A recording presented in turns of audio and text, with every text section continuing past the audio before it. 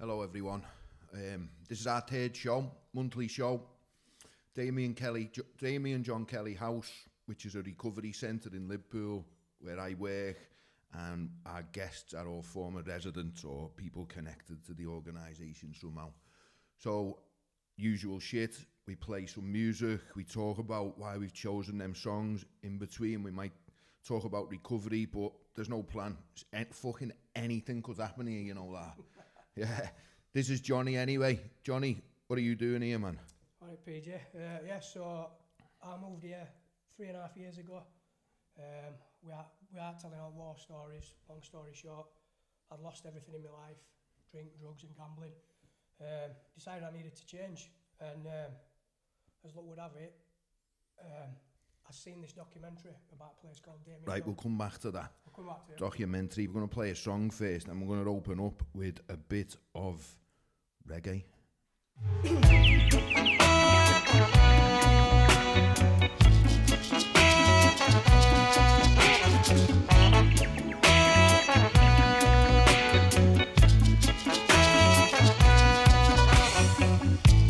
Some call it waterhouse, firehouse rock.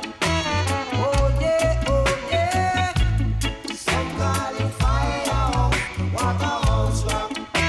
Look at that. Some call it waterhouse, firehouse rock. Oh yeah. Some call it firehouse, waterhouse rock. Look at that. The eyes are staring, they are comparing the difference between I and you. Ears are listening, mouth keep on chattering, trying to find out what I and I know. Oh yeah. Some call it waterhouse, firehouse rock. Oh yeah.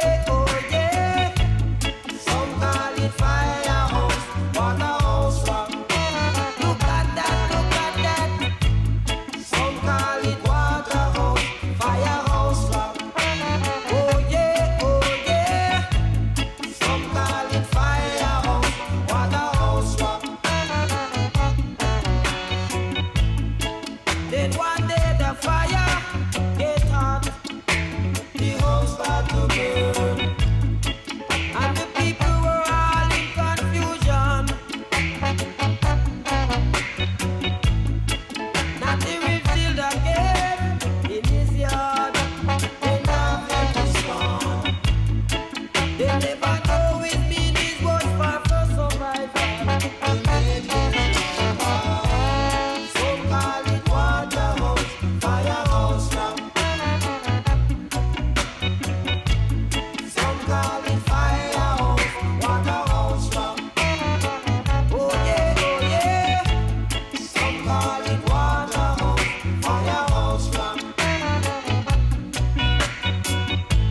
Some call it firehouse, waterhouse rock.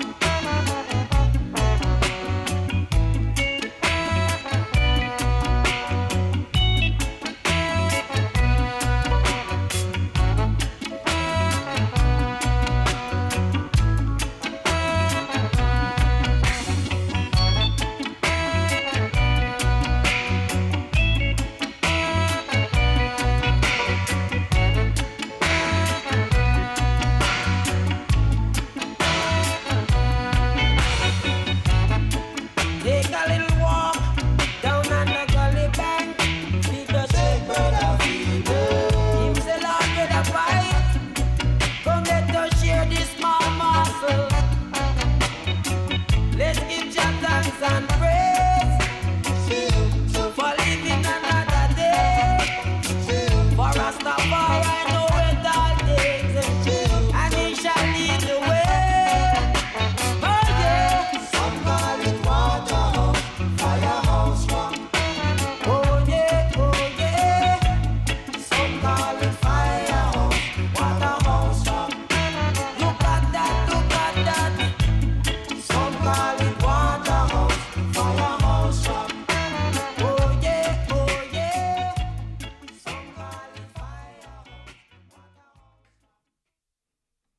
Firehouse Rock by the Wailing Souls. I used to work in a place on Parr Street. It was a recovery place called The Brink. And this lad used to come in. He wasn't a customer or a client in the service or anything. He was just some lad. I don't even know who he was. His name was Craig. And he used to give me CDs that he'd burnt. Fucking compilations. They were amazing. But that was on it. I'd never heard that before. I have to wonder, where is Craig and what is he doing now? Fuck knows. So, Johnny, let's get back to what you're doing in Liverpool, and because you're not from here, are you? Where are you from? It sounds a bit like Blind Date, doesn't it? Number 3, what's your name? Where are you from? My name's Johnny and I'm from Barnsley. Is right. What are you doing here, man? Recovery, basically. Changing my life, saving my life, if I want to get dramatic about it. That's what I'm doing here. And you mentioned earlier about a film, a documentary that someone else seen, shown to you. You ended up here, and that was 3-4 years ago. Yeah. What happened there? So what happened there, my brother had been sort of keeping an eye on me for a few years, and decided it was time that I saw this documentary. We've got a mutual friend with Sam Batley, who were on the show last month. Just so happens he's from Barnsley as well, so straight away I got that connection there. It just felt weird. So anyway, my brother kidnapped me for a day, put this documentary on, I watched it. And I believe in kidnapping sometimes, yeah. Sometimes people just need putting in a fucking boot. I needed it. I should have done it a long time ago. Yeah. But he did it eventually, and I watched this documentary and I cried all the way through it, I'm not going to lie. Yeah. I finally got a bit of hope. I'd seen this documentary. A lad from Barnsley's made it. It was about Damien John Kelly house, and all I seen were lads jumping in water, playing footy, reading poetry, writing poetry, and just having a fucking good time. And I thought, if this is recovery, I want a bit of it. And it was the first time I'd accepted I've got a problem, and there was something out there that could actually help me. All right, so you landed up here not long after that, because I remember you came to visit a couple of times with your brother. And we'll play another tune, but we're going to touch on what happened when you first joined and what you thought it was going to be and how it turned out. It clearly worked because you're still here, but yeah, let's come back to that. What are we going to play next? Something from the 60s, man, some just psychedelic pop music, really. The Poppy Family, Free from the City.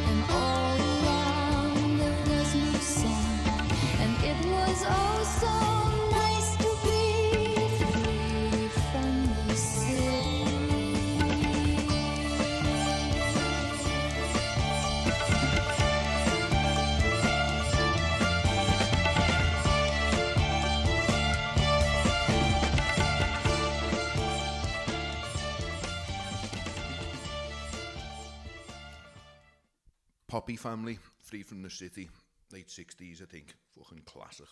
So, where we just left off there, Johnny, you seen the film, connected with it, met Sam, visited the house, and decided, yeah, this is something I want to do. You didn't move in till about another 10 days later. What was going on in your head in them 10 days? Because sometimes you think you want something when it's not really a reality, and then it becomes a reality and you think, oh shit. Did any of that happen for you? Yeah, so first off, because it's in the documentary, I were all up for it, all guns blazing. But then when I had time to sort of sit with it, like, what the fuck am I doing? What am I doing?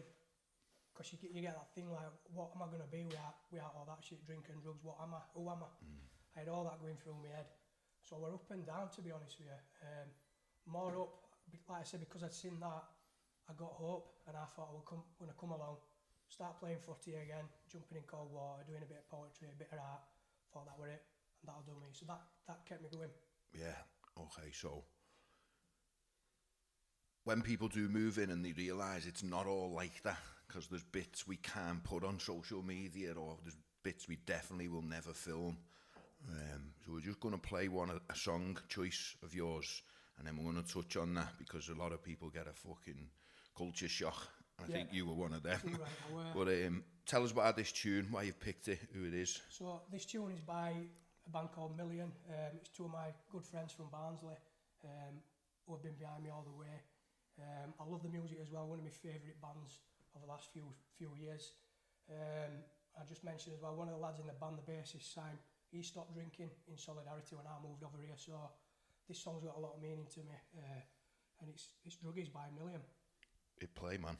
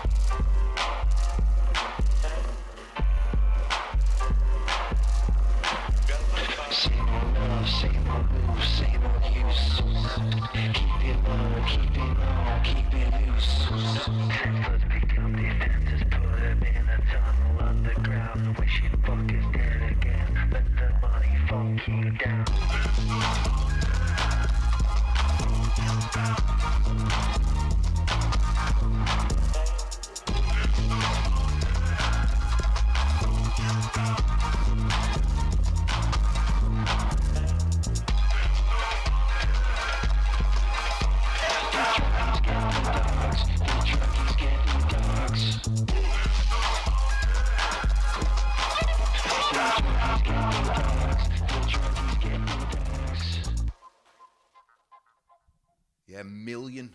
There's 3 I's in the word million, if you're searching for it. They came to Liverpool and played, didn't they? Yeah, they did. Yeah. At Leaf, it was a sold-out audience, and you got up and played, didn't you? I did. You were just getting used to basically playing without being smashed. Yeah. Why couldn't you play without being smashed? It were a confidence thing. I'd sort of constantly be putting myself down, like I'm not good enough. And that's always been there. It's only through recovery that I can look back and say that now, but I didn't have confidence to do anything sober. Yeah. If I'm honest with you. Yeah. And I became a performing monkey towards the end. Yeah. It was just a shambles. So did it terrify you doing it sober? But you do it a lot now, don't you? It did. I can remember my first gig sober. I did an open mic in Liverpool. Yeah. And it were only small. There were only about 5 people there. I was just shaking. I couldn't get it, and I thought, I'm never going to be able to play again. Yeah. But I've just kept on doing it, just kept having a go, and I'm comfortable with it now, and I do it quite regularly, yeah. Sam said something on the last show about something I said to him, because I knew Sam was an artist and he was clinging on to this, I need drugs to make art. And it's true for some people, but it's bullshit for most, innit? Yeah. I used to use that exact same thing. Tortured artist, tortured soul. I need this to do that to be productive. It's absolute bollocks. Yeah, it's fucking crap. We'll talk more about art and creativity and some of the shocks you got in the house, but let's play another tune. This is Wire with Outdoor Miner.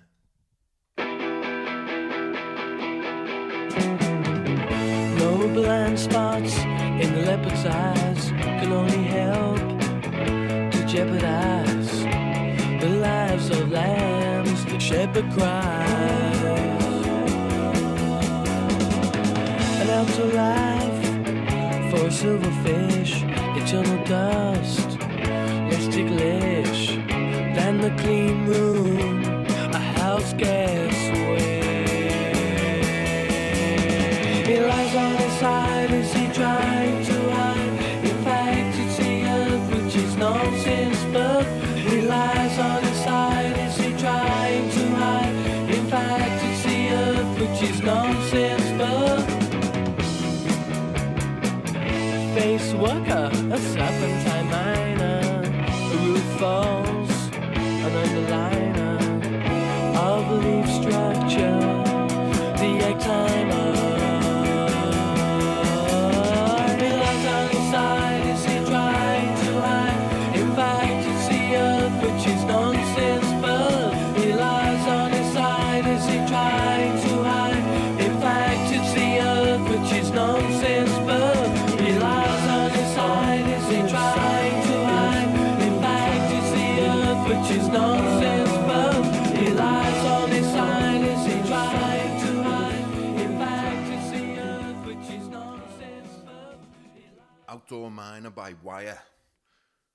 For a couple of reasons. It's under 2 minutes long, and the opening line is no blind spots in leopard's eyes, which I haven't got a fucking clue what it means, but what a line. Sounds great, and that's all that matters. Johnny, you saw the video, you got yourself up here, you knew Sam, you met the lads, you moved in. When did you get a culture shock and you realised, oh shit, there's more to this than just playing footy and fucking jumping in some cold water of a morning? Is there a specific moment, or is it just generally as time went on? To be honest with you, probably in the first couple of weeks, you're on that fluffy cloud when you first go in there. Everything's great and everything's brilliant. But I think it was when, I can't remember whose group it were, but it were in an intense therapy group, like we do a group therapy session. Was that brand new to you? You'd never sat in anything like that? Because that's unusual for us. We normally take people who've got some experience. You were different there, weren't you? Yeah, no recovery at all. I thought we were going to go in, get off the drink, get back home. A few press ups and that. Yeah, and be able to drink moderately. I was still thinking that, like, he get rid of coke, get rid of all that. I still have a little drink. I was still in that mindset. I got a rude awakening. But, oh man, yeah, just the groups that we do in there, I think that's when I got the wake-up call. Just seeing the intense therapy and looking back at things, your traumas in past that you didn't think you had. Yeah, it was just, some of it were painful, but it's got me where I am today. Yeah. Them groups were like pivotal. I mean, all the football and all the nice stuff you see on the outside is brilliant, but the hard work gets done behind them doors. Yeah. And I've seen magic happen there. I really have. Man. Yeah. When I said we usually don't take people who have no prior like experience of recovery, it's usually because we don't have a hard and fast rule, because, well, you're the example. You got to give people a chance sometimes, and you were crying out for it, and we could offer it, and there we are. How long later? 3.5 years. 3.5 years later, man. No way. So we're going to talk about your life in Liverpool next, what you're doing, where you're living, who you're spending time with, what's changed in your head. But let's listen to a song that I used to listen to a lot when I was in rehab. Actually, John Ed brought me this album up. He visited me once and brought me this album. This is a modern classic. It's The Bees, and it's called I Love You.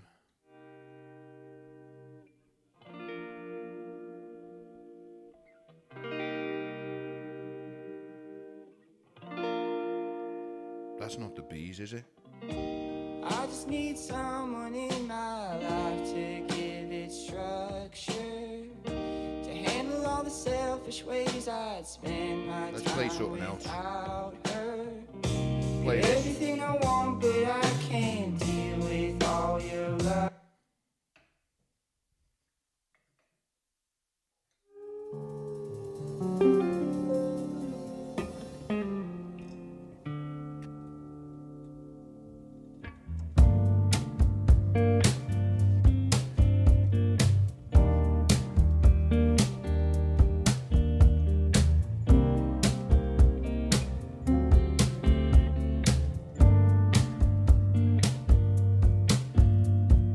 Whoever wins the rat race, it's just a rat. I don't wanna be part of that. Say life's a piece of cake, find that hard to swallow. You lead the way, I will follow, I will follow. And in the meantime, living in the meantime. This is my life before your eyes. All these years, just putting inches on my waistline. Look to the future, but the past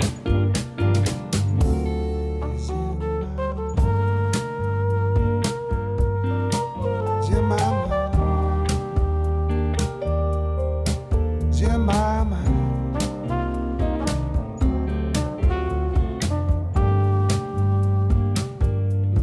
It's in my mind.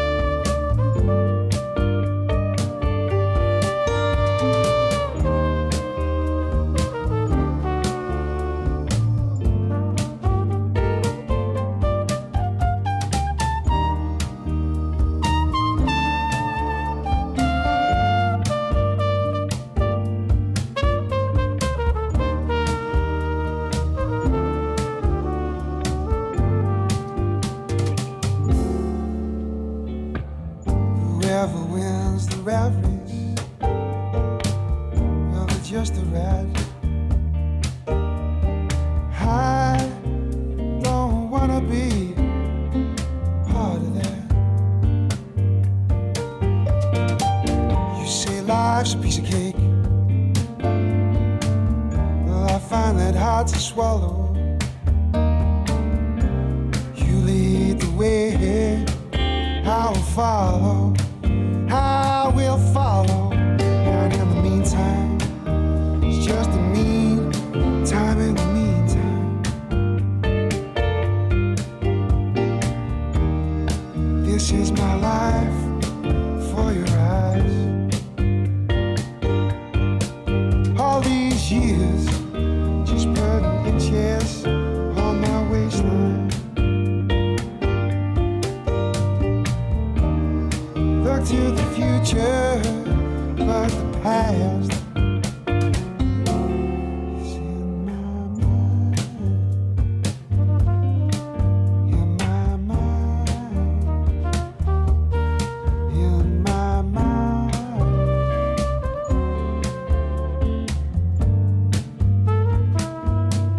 It's in my mind. It's in my mind. It's in my mind.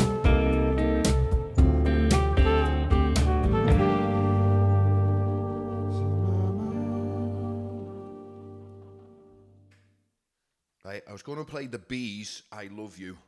We've had a technical mishap. We're fucking Luddites, man. You know, bear with us. But that tune is another one from when I worked in another service, 2012. And this lad, I know. And I known him when I drank in the Spello. And we never spoke, really. We used to eye each other up from different ends of the pub. Both probably sick thinking the same thing. He's a bit weird, him. And then he ended up in recovery, and so did I, and we ended up speaking and just kind of saying, that was then, this is now. And he's another one who'd give me a CD, but he gave me one, you know, that dreaded moment when yeah, here's a tune I've made, and you just think, oh, it's going to be crap, and he's going to ask me what I think of it, and I put it on, and it wasn't crap. In fact, it was really fucking good. Mick Roach, Walton's answer to fucking Robert Palmer or something.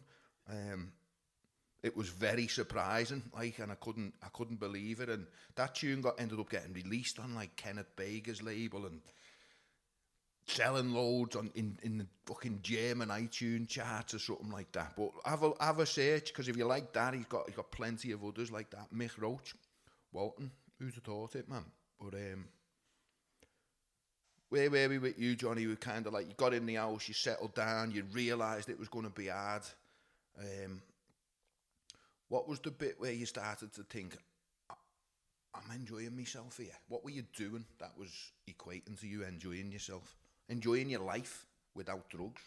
Just everything completely different to what I was doing before. So the things we do at house, like we did a writing class with Victoria, that got me writing again, got me being creative. Art classes with Sam, so that sort of changed direction of my recovery, to be honest. So when I was at school, when I was like 13, when you choose your options, what you're going to do, I was always into art, I was always into sport, and my teachers taught me how to do them both. Like, you don't want to do art, you don't want to do PE, just make more. Get a trade, lad, all that bullshit. Yeah, all that bollocks. So I ended up doing fucking history and geography. I've never left Barnsley in 41 years. Fucking geography. So that's something I lost in my early teens, and to be like 41, 42, getting that back. So I was learning how to paint, how to draw, how to write. I was writing music again. Yeah. Just being creative, and through doing that, it made me see the world in a different way. Yeah. Like just actually having a fucking look at what's around me. So that really for me, art really. Yeah. We saw that happen in Sam's groups, and then we actually seen your work, and it was another one of them. It's not that you have low standards for people, but you're like, fuck me, he's good. The painting, the writing, the music, and the videos you were making. For me, when people do that in recovery, it's like the lights on. The lights on, they've got something to follow that isn't dependent on like money or anything. They can just do it if they want. You got a pen, you're a writer. You had a guitar, you were a musician, you had paints and all that. And recently sold some of your work, didn't you? I did, yeah, unbelievably. So first thing I did when I moved out of the house, I moved just upstairs actually from here. First thing I bought were an easel. I just started chucking a bit of paint about, and the paintings were like personal to me. They meant something to me about my recovery, about my life, where I am now. And one of the lads from the house, Jamie, said, I'm doing an exhibition, do you fancy putting some of your work in? I'm like, no, it's shit. He's like, no, just fetch it down. So I took a few paintings, sold two. The thing that lit me up were the couple that bought it, they're a young couple, it was the first house together. Yeah. They bought a big piece of my artwork for the new house, which it just knocked me. Yeah, man. Unbelievable. Boss. I think I just missed them. I think I came down the gallery and all your stuff was on display. And I messaged you later and you were like, someone bought it. And someone bought all Bradley's and all Jamie's. And I thought, fair fucking play, man. Yeah.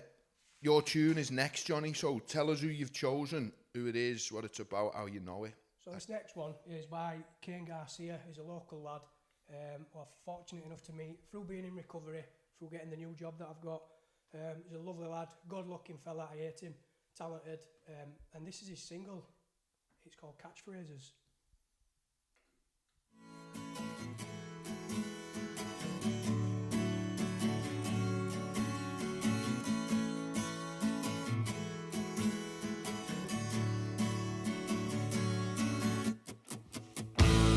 I've been waiting around with coffee cups only for you to come about.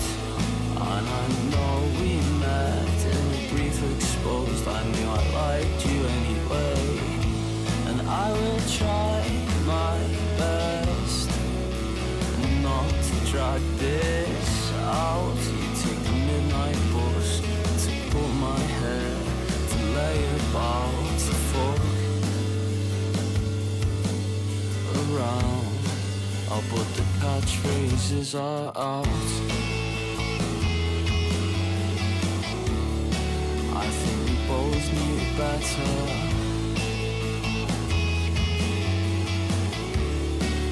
By the sea down south, I don't read your letters now. We both get better.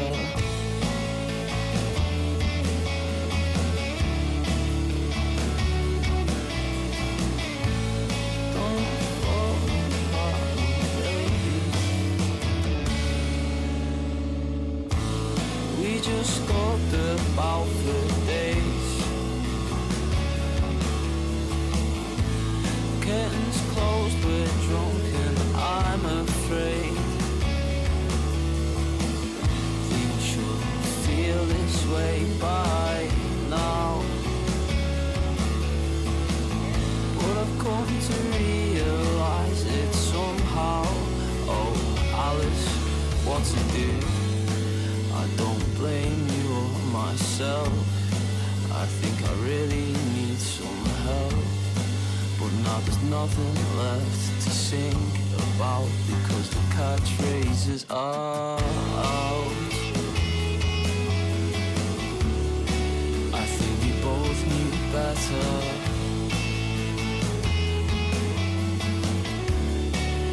By the sea down south, I don't regret you now. I hope we both get better. By the sea down south, rain, stormy weather. Hardship calls on change for the better. Tide that shifts pulls ropes that tether. The road that bears takes one from the other. By the sea down south, rain and stormy weather. Hardship calls on change for the better. I think that we both needed much more than this.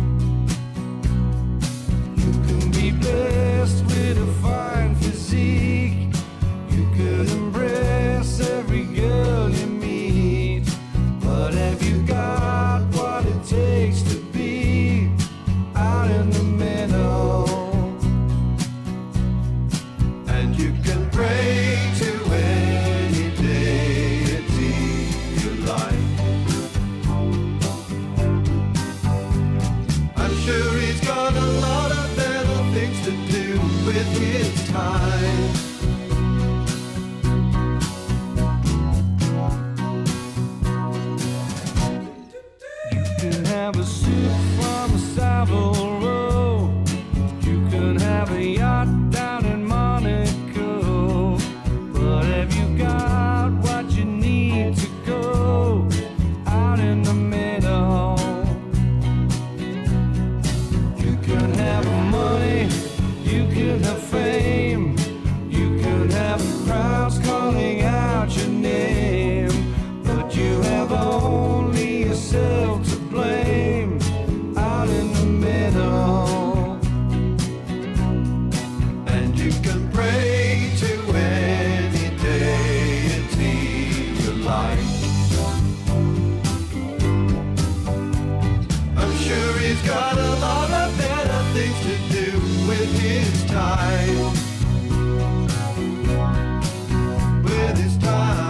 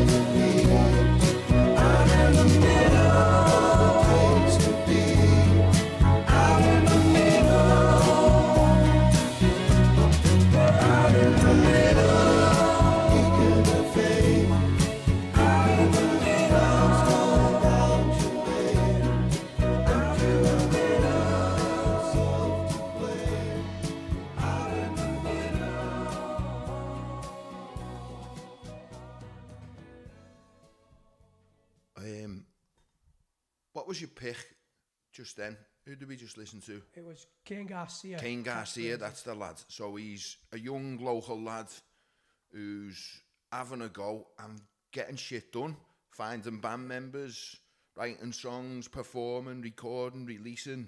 Fair fucks to him. So look out for him, man. Just promote local talent where you can. And then we played a band called the Duckworth Lewis Method, which is a complicated cricket scoring system, I think. Could be wrong. But it's one of the fellas out of the Divine Comedy, and I went to see them the other night, and it just reminded me of that song because it's better than anything the Divine Comedy ever did. So, Johnny, we're kind of up to like, you come in, you got freaked out a bit, it was hard, you started finding yourself, like, kind of, where are you now, 3.5 years later? You're still here, clearly, in Liverpool. Yeah, still here. Why? I love it, basically. So when I did leave the house, I was like, who's going to employ me? And I've had 2 years out of work. What have I got to offer? I'm still in that mindset, like, a bit dubious of what we're going to do. What were you doing for work? What before? Yeah. I was getting fired. Yeah. every other month, getting fired from shit jobs that I hated. Yeah. So now I was lucky enough to get a job that was lived experience of drug and alcohol addiction and recovery. And it's called The Big Life. I feel really, really honoured to work there. I get to take everything that I've learned from DJK into work. Basically just said, be you, bring what you've got to offer, bring it to the table, and that's what I'm doing now, work-wise. Sort of creative-wise, I'm still painting, I'm still gigging, I'm doing gigs pretty much every weekend now, and just loving it, writing. I'm getting back creative again, which is, like I say, it's what I lost when I was a kid. So I've got all that back through being at Damien John Kelly House. Is right. And it's not magic, is it? It's not you just come there and everyone gets themselves a new home and a new job and a new relationship and lives happily ever after. But the ones who really work hard, like, it works out for them. You're proof. The guests I've had on here, you, Sam and Ben, are proof of that. Yeah? So that ties in accidentally to the next song I'm going to play. I'd love to say I planned it. It's called Optimism, and I bought a record in Copenhagen a couple of years back, and this was on it, and it's by an artist called Gianna Horn.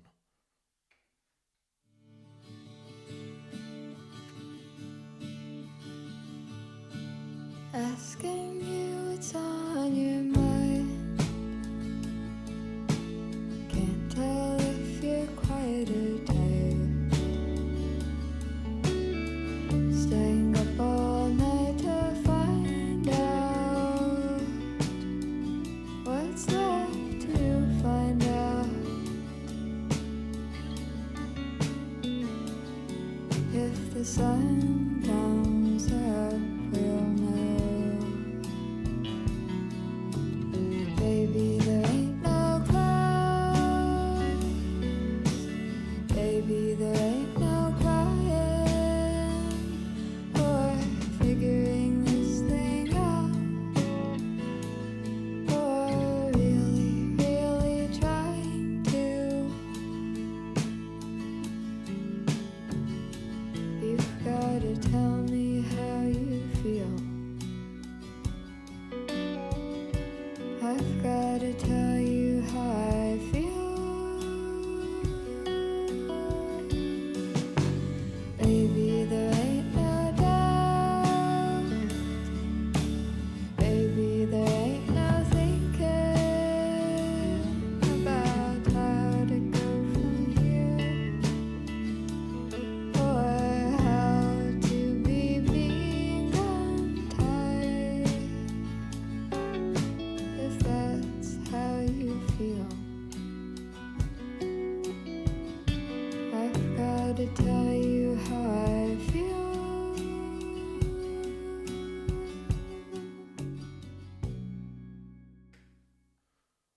Another song clocking in at under 2 minutes. Maybe that should be a theme for our next show, really.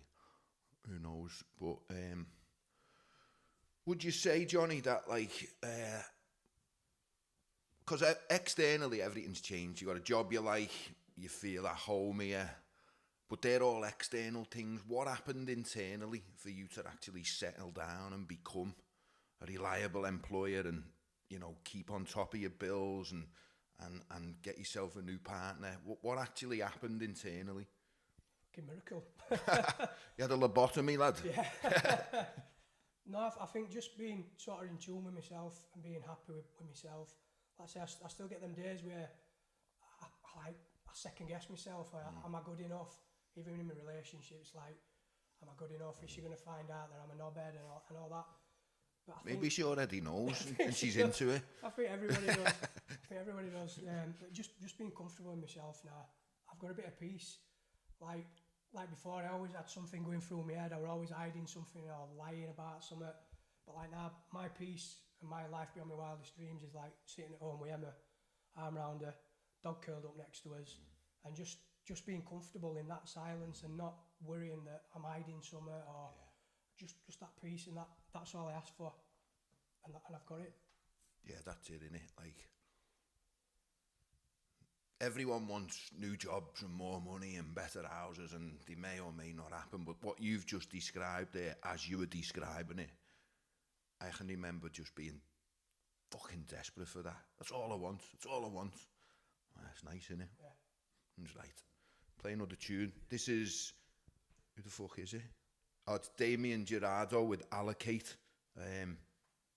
This is not a 2-minute.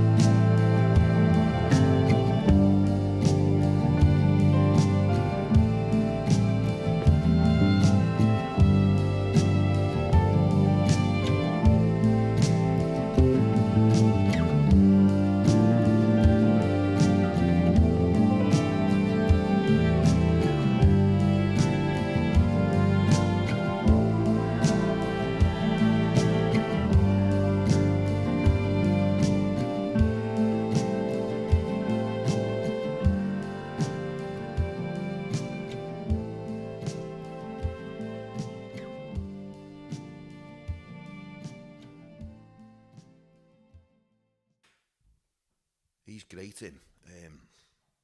Someone I've never seen live, but I'll remedy that. Creativity, Johnny, we believe in it. You, from what you've said today, always had it in you. Kind of got knocked out of you, and it's come back because you're not clouded by fucking substances anymore. But where did it come from, your like musical inspiration? I think it started with my dad. And my brother, I'll give my brother a mention as well, but my dad were in bands all the way through 70s and 80s. First band from Barnsley to get a record label. Just a cool bastard, and he's my hero. I mean, I didn't appreciate him when I was younger. Didn't appreciate him enough while they were alive, to be honest. I wish you'd have seen me now. He died like at height of my addiction, but yeah, sort of inspiration-wise, my dad, as a musician, a bass player and a guitarist, and he always encouraged me to be original. And my brother as well. Like listening to my brothers, like late 80s, early 90s, Happy Mondays, all that Manchester era, and just getting involved that way, it just lit me up. Music where it made me feel free. Made me I've never heard your dad's band, have I? No, I don't think no. I've seen photographs, and like you say, they look fucking great. And I just, when I look at the photographs like that, sometimes I pick albums based on what they look like, and your dad's photos, they just look like they'd sound like fucking something off the West Coast, and you know, Ozark Mountain Daredevils or something. Yeah, I'll have to have a listen, man. Have you got stuff? I have, yeah. What were they called? That band were called Travis. Yeah. Before them, Scottish Travis. Okay. Fellas. Yeah. So yeah, they're called Travis. Cool bastards, proper like sort of American sounding rock and roll. Yeah. Just brilliant, man.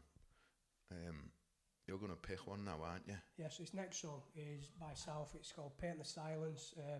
Reason I got into these was through one of my mates. He said his voice reminds me of yours, and I'll take it as a massive compliment because Joe Cadbury's got a beautiful voice.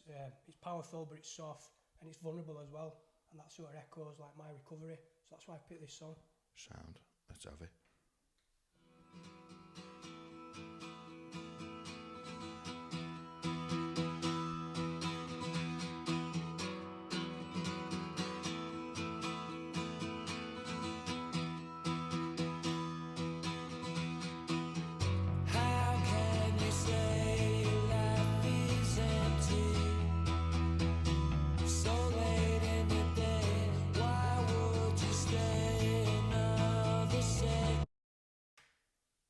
We did notice on the track list that was a 29 seconds long, and we thought that's not right.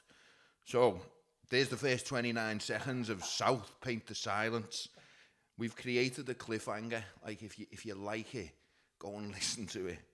Shall we pretend we meant that? Yeah, we meant that. If you like felt and all that kind of stuff, you'll love that. We'll see if we can sort that out. But in the meantime, let's play something that I've just mentioned around Johnny's dad's band and what they looked like and what I thought they might sound like. This is the Ozark Mountain Daredevils with What's Happened Along in My Life.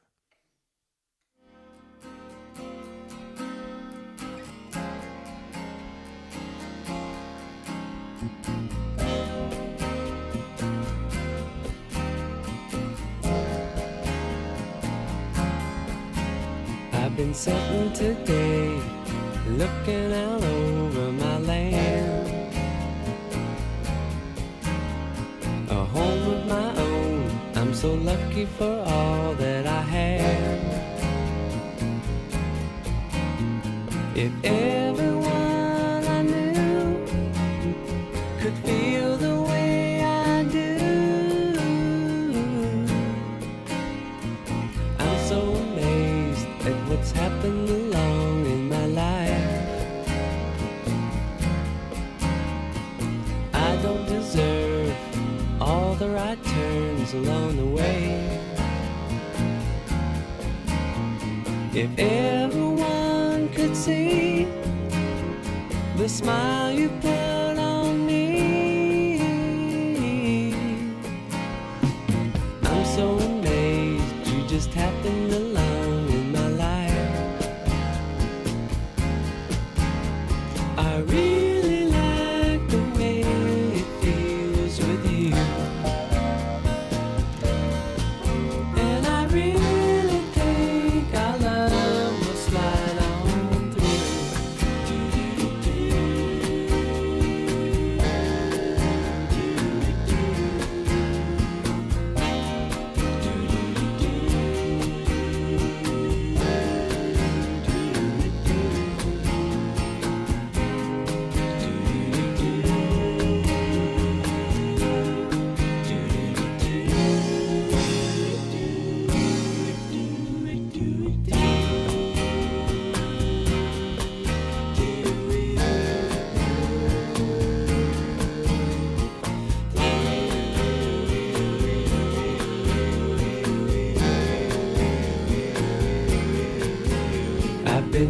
some friends, and oh, what good friends they are. Like brothers and sisters, they've made my life richer by far. As time slowly rolls on, we'll keep on singing songs. I'm so amazed at what's happened along in my life.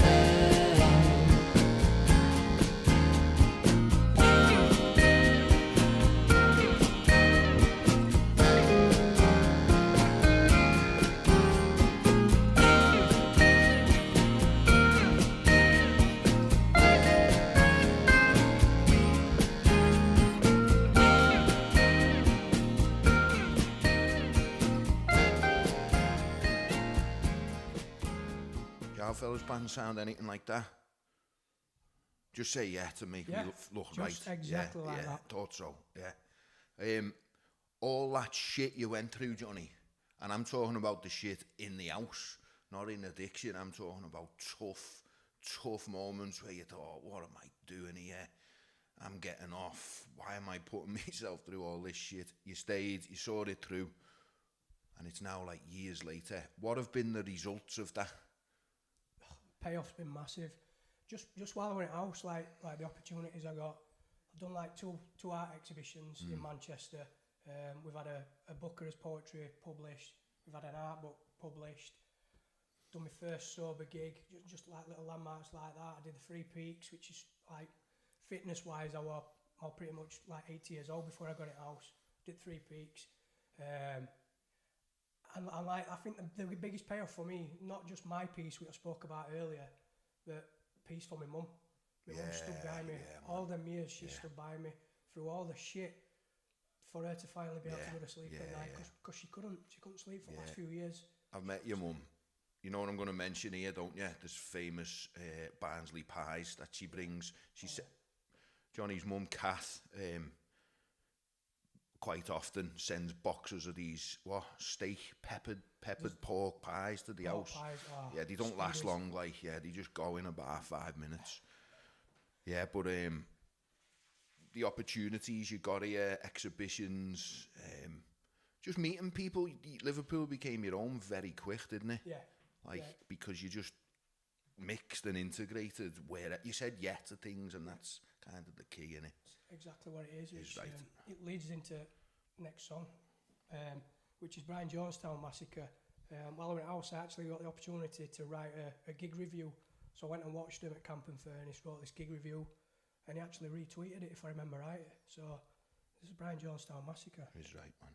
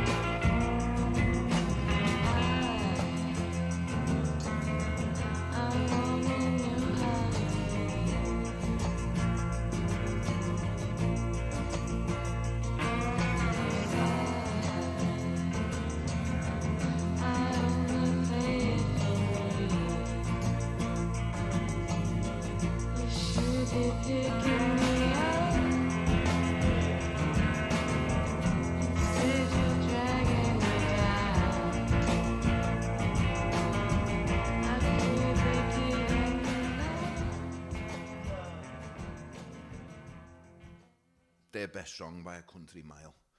Right, Johnny, we're at the end, man. That's the hour. It flew over. It's been great having you here and finding out what you're doing. It's been great to see the difference from then until now. Is there anything you want to say before we close?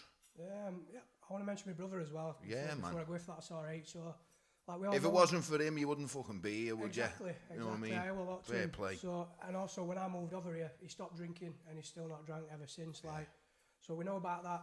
And when you're in addiction, the ripple effect, it affects everybody around you. It makes everybody ill. But when you get in recovery as well, it does same. That ripple effect. And that's thanks to you and DJ Chaos. I wouldn't have that now. My family are in recovery. My family are recovering from the shit that I put them through. So yeah, I'm going to end on that, like recovery and the ripple effect, and I can see it. Thanks, Johnny. We'll be back start of November with another guest. I've noticed all our guests are from outside Liverpool. Might remedy that next time, we'll see. But for now, we're about to go on a bike ride, 50 of us. If you see us around town, we're playing classical music and we've got all our bikes lit up. So don't fucking throw stuff at us. Enjoy your weekend. See you later.